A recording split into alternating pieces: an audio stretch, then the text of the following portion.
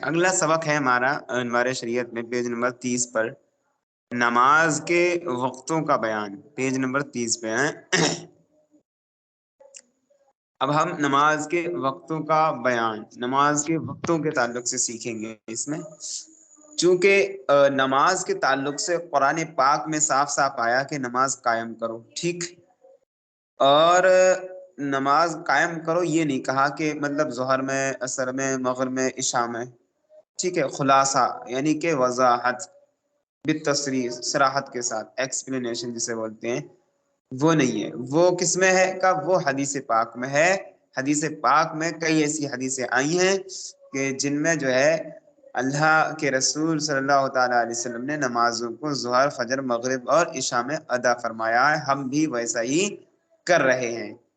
کہ اچھا چلو ٹھیک ہے، یہ کتنے ٹائم کی نمازیں؟ کا یہ اتنے ہی ٹائم کی نمازیں ہیں جو ایک مدت سے پوری امت پڑھتی چلی آئی ہے، اور ایک دوسرے کے دیکھتے دیکھتے دیکھتے یہ بالکل قطعی بالمعنی ہو گئی ہے۔ قطعی بالمعنی یعنی قطعی المعنی، معنی کے حساب سے بالکل قطعی بات ہو گئی ہے، یقینی بات ہو گئی ہے کہ امت اس کو کرتی چلی آئی ہے، 5 ٹائم کی نمازیں۔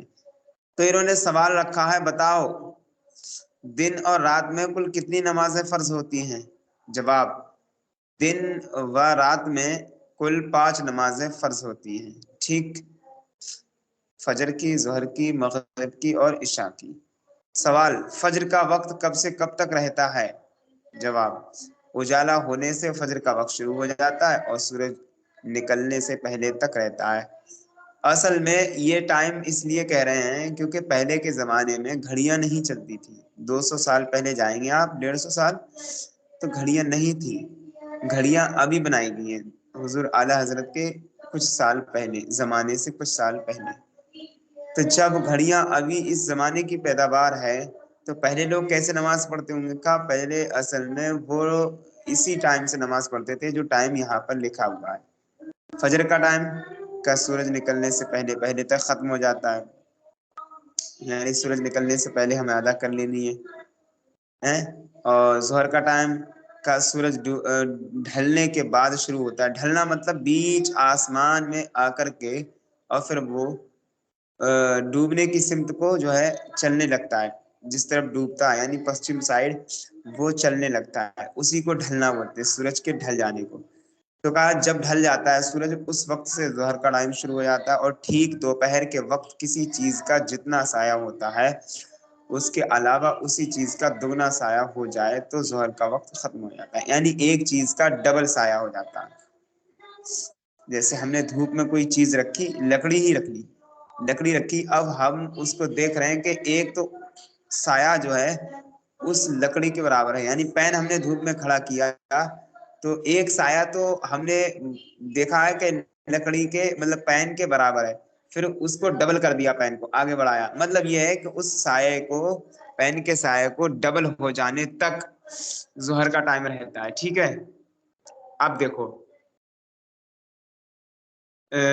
ظہر کا ٹائم وہاں پر ختم ہو جاتا ہے، ٹھیک، اس کے علاوہ اسی چیز کا دگنا سایہ ہو جائے تو ظہر کا وقت ختم ہو جاتا ہے، مگر چھوٹے دنوں میں اول وقت اور بڑے دنوں میں آخر وقت پڑھنا مستحب ہے، یہ الگ بات ہے۔ عصر کا ٹائم کب سے کب تک؟ جواب، ظہر کا وقت ختم ہو جاتا ہے وہیں سے عصر کا ٹائم شروع ہو جاتا ہے اور سورج ڈوبنے سے پہلے تک یعنی پہلے تک رہتا ہے۔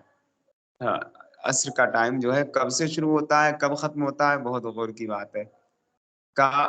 وہ عصر کا ٹائم جہاں سے ظہر کا ٹائم ختم ہو گیا عصر کا ٹائم شروع ہو گیا، اب عصر کا ٹائم شروع ہوا تو یہ عصر کا ٹائم سورج کے ڈوبنے تک رہتا ہے، ٹھیک ہے۔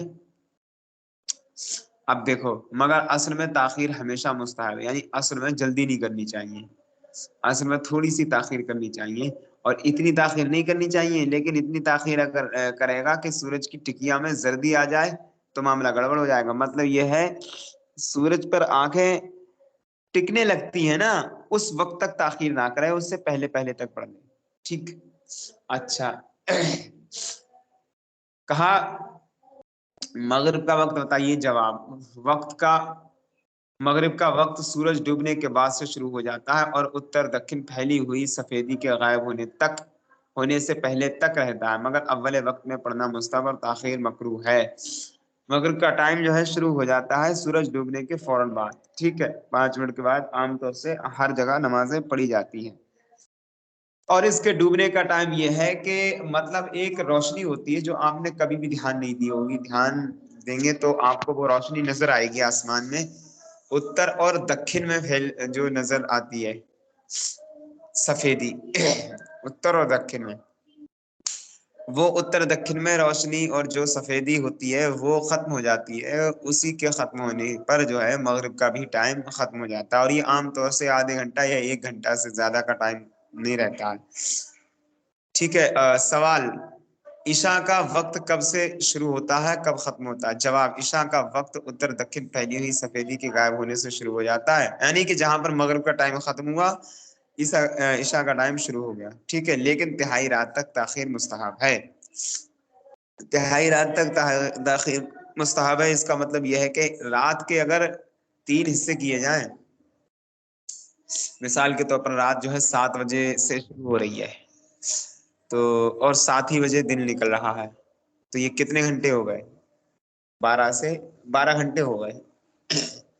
12 گھنٹے میں رات کے اگر 3 حصے کیے جائیں تو 4 گھنٹے پڑ رہے ہیں پہلے حصے میں، پھر دوسرے میں 4، پھر تیسرے میں 4، تو 7 بجے سے 4 گھنٹے کب تک ہو رہے ہیں؟ 7، 8، 9، 10، 11، یعنی پہلا پہر جو ہے 11 بجے تک ہو رہا ہے، پھر دوسرا پہر 12، 13، یعنی 1، 2 اور 3 بجے جو ہے دوسرا پہر شروع ہو رہا ہے، اس طرح سے جو ہے تیسرا پہر شروع ہوگا، تو جیسے ہی تیسرا پہر شروع ہو اس وقت تک جو ہے تاخیر کر سکتے ہیں، ٹھیک ہے، اس وقت تک جو ہے تاخیر عشاء کی نماز میں کر سکتے ہیں، بہتر بات۔ ایسا نہ ہو تاخیر کرتے کرتے فجر کا ٹائم شروع ہو جائے، نہ تو گڑبڑ ہو جائے گا۔ یہ سمجھانے کے بطور بتائیے میں نے، یعنی عشاء کا ٹائم 7 بجے شروع ہو رہا ہے اور 7 بجے سے رات شروع ہو جاتی ہے، تو 7 بجے سے آپ لگا لیجئے گا، اور 7 بجے یا 7:30 بجے صبح سورج نکل رہا ہے، وہ فجر کا ٹائم ہو رہا ہے، تو عام طور سے وہ ویسے دیکھا جائے سورج 7 بجے دن میں کبھی بھی نہیں نکلتا، نہ سردیوں میں نہ جو ہے گرمیوں میں، گرمیوں میں تو ویسے بھی نہیں، مطلب جو ہے سورج نکلنا یہاں مراد نہیں ہے، سوری میں نے وہ صبح صادق طلوع ہونا، صبح صادق طلوع ہونا، ٹھیک ہے، وہاں پر رات کا شمار ہوتا ہے، صبح صادق کے طلوع ہونے پر، سورج کے نکلنے پر رات کا شمار نہیں ہوتا ہے، ٹھیک، ورنہ روزے کا تو میٹر گڑبڑ ہو جائے گا، اتم الصیام قرآن پاک میں ایسا کچھ آیا ہے۔ اچھا، اب آگے فرمایا ہے عشاء کا وقت اتر دکن میں پھیلی ہوئی سفیدی کے غائب ہونے سے شروع ہوتا ہے، صبح اجالا ہونے سے پہلے پہلے رہتا ہے، لیکن تہائی رات تک تاخیر مستحب اور آدھی رات تک مباح، اور آدھی رات کے بعد مکروہ ہے، باعث تقلیل جماعت ہے، ٹھیک ہے، یہ بہت سمجھنے کا مسئلہ ہے۔ اچھا، اب دیکھو مکروہ وقتوں کا بیان۔ سوال، کیا رات اور دن میں کچھ وقت ایسے بھی ہوتے ہیں جن میں نماز پڑھنا جائز نہیں؟ جی ہاں، سورج کے نکلنے کے وقت، سورج ڈوبنے کے وقت اور دوپہر کے وقت کسی قسم کی کوئی نماز پڑھنا ٹھیک نہیں ہے، جائز نہیں ہے۔ ہاں، اگر اس روز عصر کی نماز نہیں پڑھی تو سورج ڈوبنے کے وقت پڑھ لے، مگر اتنی تاخیر، اتنی دیر کرنا سخت گناہ ہے، ٹھیک ہے۔ اگلا سوال کیا، سورج نکلنے کے وقت کتنی دیر نماز پڑھنا جائز نہیں، بتائیں؟ جواب، جب سورج کا کنارہ ظاہر ہو اس وقت سے لے کر تقریباً 20 منٹ تک نماز پڑھنا جائز نہیں۔ کہا آج تو ہمیں دکھتا ہی نہیں ہے، ایسے گھر ہو گئے یا ایسی جگہوں پر پہنچ جاتے ہیں کہ سورج کا کنارہ ہی نہیں دکھتا ہے، تو کہا پھر جو ہے آپ موبائلوں پر سہارا لے سکتے ہیں کہ موبائلوں پہ عام طور سے سورج سن سیٹ اینڈ سن رائز کب ہوتا ہے۔ اگلا سوال کیا ہے، سورج ڈوبنے کے وقت کب تک نماز پڑھنا ناجائز ہے؟ جواب، جب سورج پر نظر ٹھہرنے لگے اس وقت سے لے کر ڈوبنے تک نماز پڑھنا ناجائز ہے، اور یہ وقت بھی تقریباً 20 منٹ کا ہوتا ہے، ٹھیک ہے۔ سوال، دوپہر کے وقت کب سے کب تک نماز پڑھنا جائز نہیں؟ جواب، ٹھیک دوپہر کے وقت تقریباً 40-50 منٹ تک نماز پڑھنا جائز نہیں۔ سوال، مکروہ وقت میں نماز جنازہ پڑھنا کیسا ہے؟ جواب، اگر مکروہ وقت میں ہی جنازہ لایا گیا تو اسی وقت پڑھ لے اور پڑھ کر کے دفن کر دے، کوئی کراہت نہیں ہوگی۔ کراہت اس صورت میں ہوگی کہ پہلے سے جنازہ موجود ہے اور تاخیر کی یہاں تک کر ڈالی، نوبت آ گئی کہ وقت کراہت آ گیا، تو اب کراہت کا مطلب ہے یعنی ناپسندیدگی، تو اب ناپسندیدگی ہوگی، یعنی شریعت کو یہ کام تمہارا پسند نہیں آئے گا، ٹھیک ہے، اسی کو بولتے ہیں کراہت۔ دیکھو اگلا بیان انہوں نے اقامت اور اذان وغیرہ کا باندھا ہے۔ کہتے ہیں کہ اذان اور اقامت جو ہے شریعت کے اہم شعار سے ہیں، تو بتائیں اس کے تعلق سے کچھ کہ اذان کیا ہوتا ہے، مطلب عام طور سے یہ پتہ ہی ہے اذان کیا ہوتی ہے، اقامت بھی پتہ ہے، اور لیکن اس پر اور وضاحت اس کے تعلق سے مسائل جو ہے سیکھ لیتے ہیں۔ اذان تو عام طور سے آپ کو پتہ ہی ہے کیا ہوتی ہے، کہ جو 5 ٹائم کی نمازوں کے اعلان کے لیے جو کلمات کہے جاتے ہیں وہ کلمات اذان کہلاتی ہے، ٹھیک ہے، جو 5 ٹائم کی نمازوں کے اعلان کے لیے اذان کہی جاتی ہے۔ اب کوئی یہ نہ سمجھے کہ اذان جو ہے مسلمانوں کو کیا بولتے ہیں اللہ تبارک تعالیٰ کو یاد کرنے کے لیے کہی جاتی ہے، وہ بات الگ ہے، لیکن اصل مقصد ہے اذان کا اعلان کرنا، یعنی کہ لوگوں کو بلانا، جمع کرنا اور لوگوں کو یہ بتانا، یہ بابر کرانا کہ اذان جو کہی جا رہی ہے اسی اذان یعنی اسی نماز کا ٹائم ہو چکا ہے۔ مثلا اگر کوئی ظہر میں اذان کہہ رہا ہے تو ظہر کا ٹائم آ گیا ہے، مغرب میں کہہ رہا ہے تو مغرب کا ٹائم آ گیا ہے۔ سوال، اذان کہنا فرض ہے یا سنت؟ جواب، فرض نمازوں کو جماعت کے ساتھ مسجد میں ادا کرنے کے لیے اذان کہنا سنت مؤکدہ ہے۔ فرض نمازوں کو جماعت کے ساتھ مسجد میں ادا کرنے کے لیے اذان کہنا سنت مؤکدہ ہے، مگر اس کا حکم مثل واجب کے ہے، مثل واجب کے ہے، ٹھیک، یعنی اگر اذان نہ کہی گئی تو وہاں کے سب لوگ گناہگار ہوں گے۔ اس میں ایک بات اور ہے، اگر کوئی فرض نماز نہ پڑھتا ہو مسجد میں، صرف ایسی سنت پڑھنے جائے، بہت سارے لوگ جاتے ہیں نا، جیسے کبھی جو ہے سنت یا نفل یا واجب نماز پڑھنے جاتے ہیں، یعنی عید وغیرہ کی نماز پڑھنے چلے جاتے ہیں، یا پھر جو ہے صلاۃ التسبیح اور دیگر نمازیں پڑھتے ہیں، ان کے لیے اذان کا نہ، ان کے لیے اذان نہیں کہی جائے، کیونکہ اذان کا مطلب ہے اعلان کرنا، لوگوں کو بلانا، جمع کرنا، اور تو اگر نماز صلاۃ التسبیح پڑھے گا تو پھر تو کس کو بلائے گا اور کس کے لیے اعلان کرے گا؟ تو خود پڑھنے جا رہا ہے نا، تو پھر کیوں یہ اذان کیوں کہی جائے؟ کہا اسی لیے سنت، نفل اور واجب نمازوں کے لیے اذان نہیں ہے۔ اگر کوئی مسجد میں جماعت نہ کرتا ہو، گھر پہ جماعت کرتا ہو، اس کے لیے اذان کرنا، اس کے لیے بھی اذان نہیں کہی جائے گی۔ صرف مسجد کا یہ حق ہے کہ وہاں پر اذان کہی جائے، لوگوں کو بلایا جائے، کسی کے گھر پر نہیں۔ ہاں اگر کسی کا گھر مسجد ہی کی طرح بنا لیا گیا ہو، یعنی وہیں پر نماز ادا کی جاتی ہو اور کچھ آنے والے سمے میں اس کو مسجد ہی گھوشت کر دیا جائے گا، تو اب اس صورت میں بات الگ ہے، کیونکہ وہ بھی مسجد ہی کے حکم ہے، یعنی یہ صورتیں جو ہے واجب کی نہیں ہے۔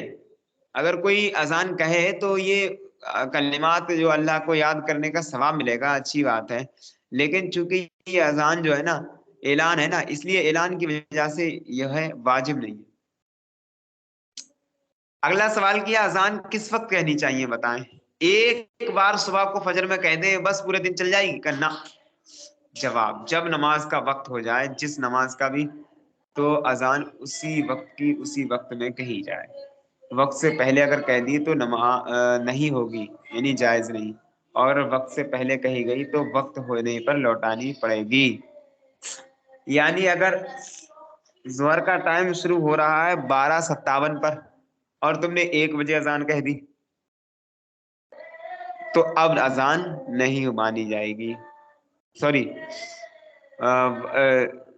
ظہر کا ٹائم شروع ہو رہا ہے 12:30 پر، اور تم نے جو ہے 25 پر ہی اذان کہہ دی، 12:25 پر، تو اذان اب نہیں مانی جائے گی، ٹھیک ہے؟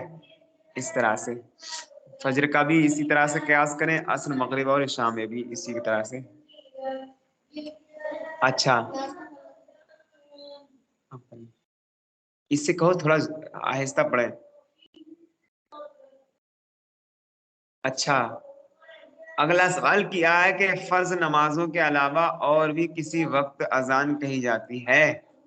کہاں بہت بہت ایسے مواقع ہیں کہ جن میں اذان کہی جاتی ہے، وہ کون کون سے ہیں؟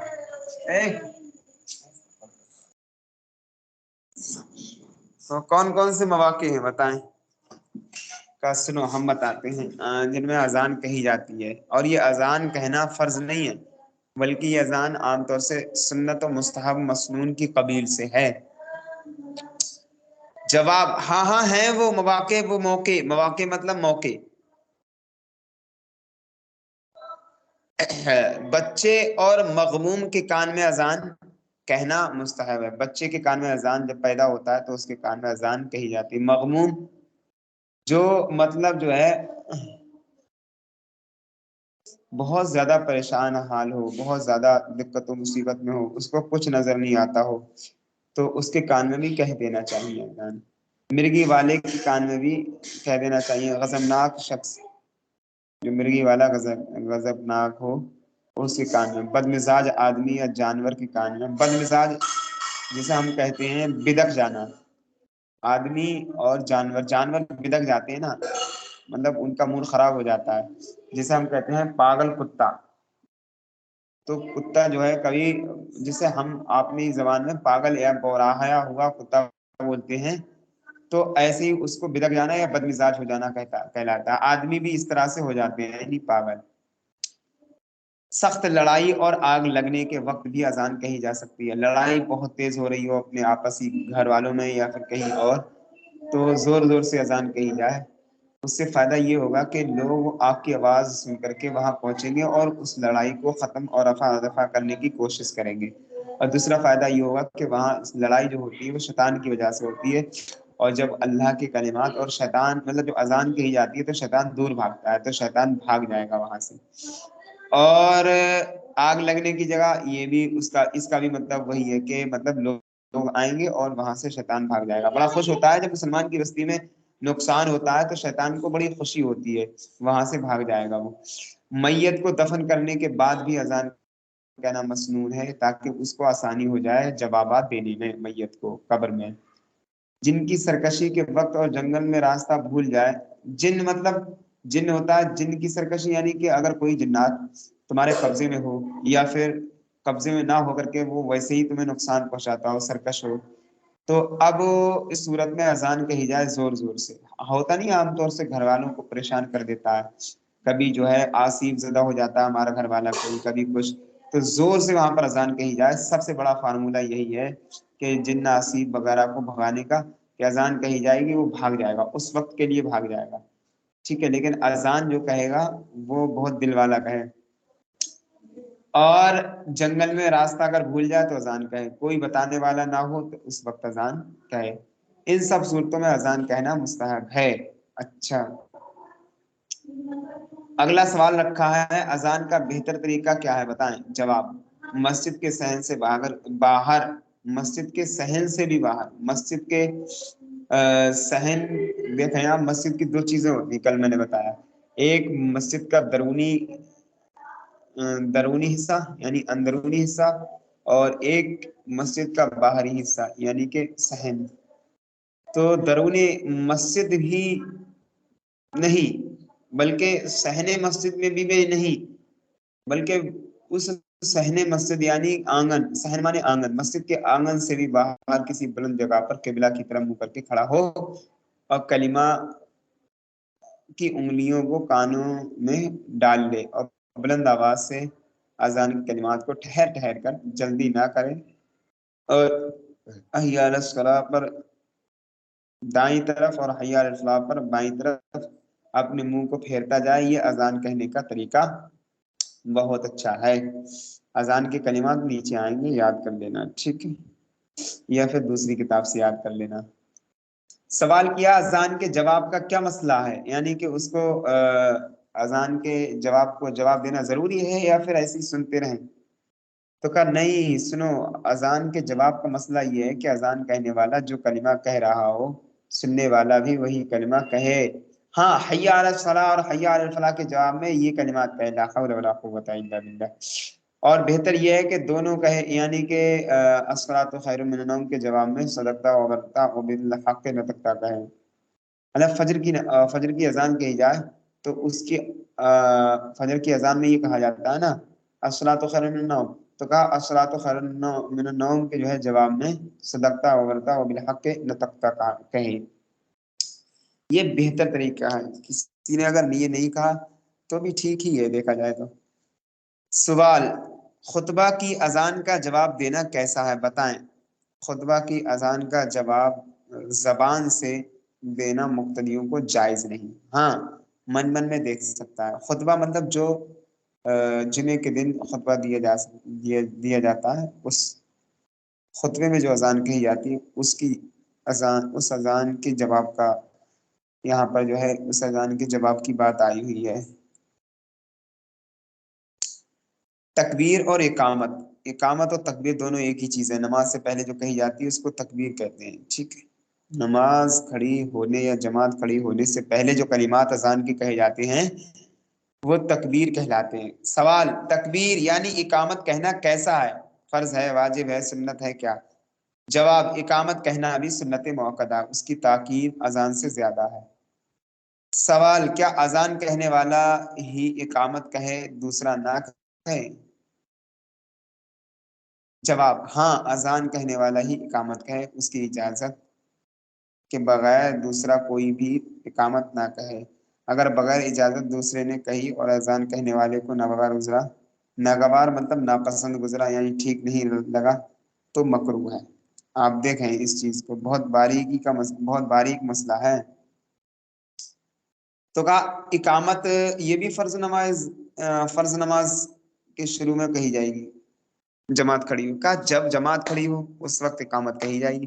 اب تم اپنے گھر میں جماعت کرتے ہو تب بھی اقامت کہی جائے گی، کیونکہ اس میں اعلان کا رگڑا نہیں رہتا ہے نا، اذان میں اعلان کا میٹر رہتا ہے کہ اعلان کیا جاتا ہے، اس میں ہوتا ہی نہیں ایسا کچھ کا۔ اچھا ٹھیک، میں سمجھ گیا۔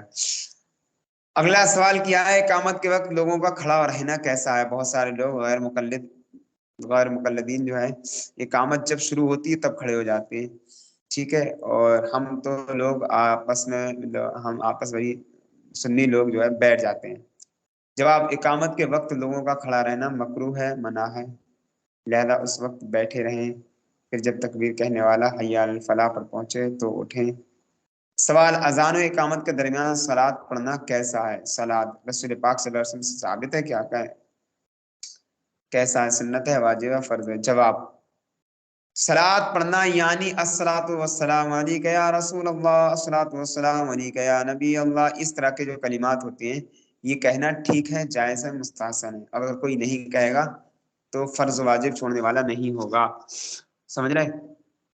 اس صلاۃ کا نام اصطلاح شرع میں تصویب ہے، اور تصویب نماز مغرب کے علاوہ باقی نمازوں کے لیے مستحسن ہے۔ تنبیہ، جو اذان کے وقت جو اذان کے وقت باتوں میں مشغول رہے اس پر معاذ اللہ خاتمہ برا ہونے کا خوف ہے۔ دیکھ لیں آپ اس چیز کو، اذان ہو رہی ہے ادھر باتیں اور گپ شپ ملا رہا ہے۔ تو تنبیہ نمبر 2، جب اذان ختم ہو جائے تو مؤذن اور اذان سننے والے درود شریف پڑھیں اور پھر یہ دعا پڑھیں۔ دعا کون سی؟ اللہم رب هذه الدعوۃ التامۃ والصلاۃ القائمہ۔ اس کا مطلب ہے اے اللہ، اور اس مکمل دعا کو قبول فرمانے والے، اور اس مکمل دعا کے ساتھ جو نماز ہوگی اس نماز کو قبول فرمانے والے، آتی سیدنا محمد ہونا چاہیے، محمد ہے آت سیدنا، یعنی سیدنا محمد مصطفیٰ صلی اللہ تعالیٰ علیہ وسلم کو الوسیلتہ، میں وسیلہ بنا کر تیری بارگاہ میں جو ہے دعا مانگ رہا ہوں، والفضیلتہ، تو اس کو فضیلت یعنی رسول پاک صلی اللہ علیہ وسلم کو فضیلت اور درجات رفیعہ عطا فرما، اور وبعث مقام محمودہ، اور آپ صلی اللہ تعالیٰ علیہ وسلم کو اے اللہ تبارک تعالیٰ مقام محمود عطا فرما. وبعث کا مطلب مقام محمود عطا فرما. ٹھیک. الذی وعدتہ، وہ مقام محمود جس کا تو جو ہے تو نے قرآن پاک میں وعدہ فرمایا. ورزقنا شفاعت، اور ہمیں رسول پاک صلی اللہ علیہ وسلم کی شفاعت عطا فرما قیامت کے دن. تو اپنے وعدوں کے خلاف نہیں کرتا ہے. تنبیہ نمبر 3، جب مؤذن اشہد ان محمد رسول اللہ یہ کہے تو سننے والا درود شریف پڑھے، اور مستحب یہ ہے کہ انگوٹھوں کو بوسہ دے کر آنکھوں میں لگائے اور پھر یہ کہے قرۃ عینی بکا یا رسول اللہ اللہم متعنی بالسمع والبصر.